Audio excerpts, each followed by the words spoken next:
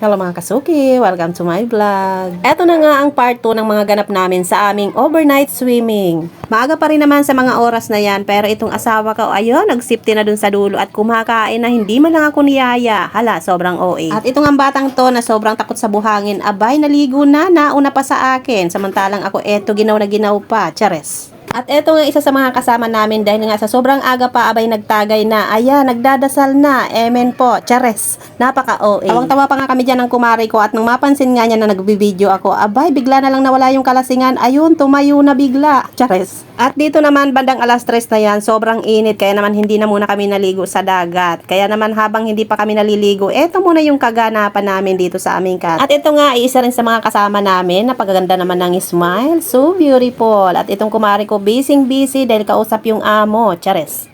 At meron din nga kaming kasama ditong cute na bibi. Ayan o, yung nanay niya kanina, ayun yung magandang smile. At hindi nga lang kwentuhan at tawanan ang ganap namin. Ayan, may patagay pa talaga si Mayora. Halang OA. At umakyat nga muna ako dito sa cottage namin dahil gusto ko nga sana muna umidlip. Kaso napakainit naman. 3:30 ng hapon. Sobrang init pa rin. Tapos dito, ang dami pa rin naligo. Dito kami nagpapalidaw.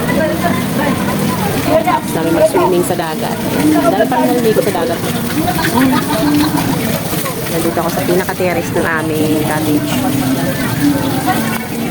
Bumaba na nga ako pero eto, naku, bigla naman ako naging babysitter. Kasi naman umihi lang saglit yung nanay at umiiyak itong kanyang Junakes. Kaya ayan, hinawakan ko na muna. Dito naman bandang alas 5 na to ng hapon, hindi na naligo tong asawa ko dahil nga pinagbawalan na sila dahil dumidilim na, bawal na maligo kapag gabi na. At dahil nga nasubrahan ako sa pagbababad sa dagat, ayan, tignan nyo naman yung mukha ng iyong kasuki. Natusta, mukha ng tusino, ligo pa more. Chares. Sobrang OA. Pero hayaan na natin yan. Ang importante naman ay nag-enjoy tayo. Kaya naman eto, idaan na lang natin sa pagkakapi ang lahat. Huwag na natin pansinin yung aking mukha na parang tosino. At eto naman ay kinabukasan na to ng umagang umaga. Kaya naman yung asawa ko, ayan, nagkakapi na. Pero yung nasa likod niya mukhang may amats pa rin. Magdamag yatang uminom. Hindi tinigilan yung alak. Alak pa more. At sa mga oras na yan nga ay nililigpit na namin yung aming mga gamit. Unti-unti na namin dinadala dun sa aming mga sasakyan. Dahil nga pagdating ng alas 8 ay uuwi na kami. At dito nga ay tanging kape pa nga lang yung almusal namin. Pero itong asawa ko, eto, naligo na naman sa dagat. Kaya nga hinagila ko na nga muna at sabi ko ay kakain nga muna kami kahit lugaw lang. Mahirap magbiyahe na walang laman yung tiyan. Ang layo-layo pa naman ng babiyahiin namin. Ilang oras din yun. Kaya dapat kahit papaano ay kakain muna kami. Hindi na rin pati kami nagluto ng aming pagkain dahil nga pagdating ng alas 8 ay uuwi na kami. Tapos yung mga binao namin ay ubos na rin. Kaya wala na rin lulutuin.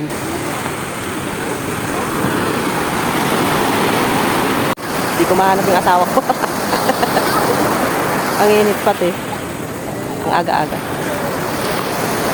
At eto nga, kumakain na nga kami dito. Pero naubusan nga ng lugaw. Kaya ang ending, napunta kami sa Lumi at Tapsilog.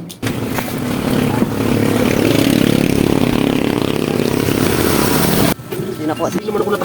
Kaya nga eh. Ay. Maganon ka kasi. Wait lang. At dito nga, ito na yung oras ng aming uwi. Kaya naman, ayan, busy na ang mga person. Nire-ready na yung mga sasakyan nila. At syempre, habang nagre-ready yung mga driver, eto naman kami, mga babae, nagpipicture-picture. Syempre, souvenir. Saan yung baby nyo? Mama! Mama! Wala kang uso na pagkabawi, oh. Wala, bakit di na ako? Nalunod? Nalunod talaga.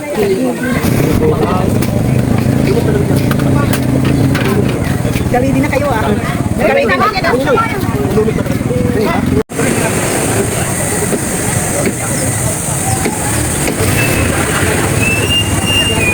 Alis na kami. Uwi na naman. Mag-overnight ang mga person.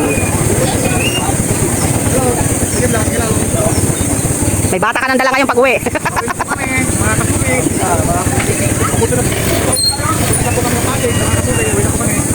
Daming sinabi.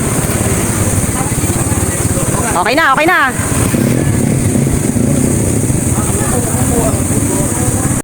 At aalis na nga sana kami. Buti na lang napansin itong asawa ko. Malambot pala itong gulong namin. Sakto naman nakaready lagi itong isa naming kasama. Meron siyang dadadalang pang-pump sa gulong. Kapag hahalata talagang pagod na pagod itong mga kasama ko. Dahil tignan nyo naman, maiksi pa lang yung nababiyahe namin. Abay, tulog na kaagad.